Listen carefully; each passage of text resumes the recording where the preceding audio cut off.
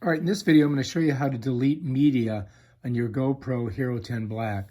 All right, so it doesn't matter what mode you're in. To get to your media, all you have to do is come to the bottom of the touch screen and slide it up. And there's two ways you can delete, right? One is I can just go here and hit this.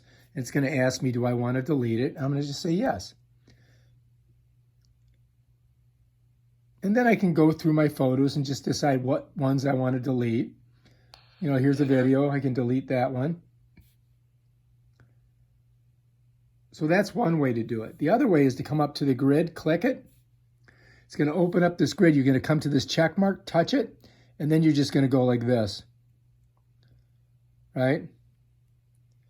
And this is how you can just delete a whole bunch of stuff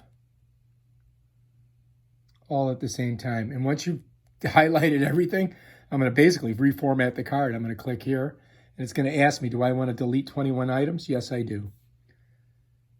And bam, Bob's your uncle. There's no media. SD card may contain data, but there's no media.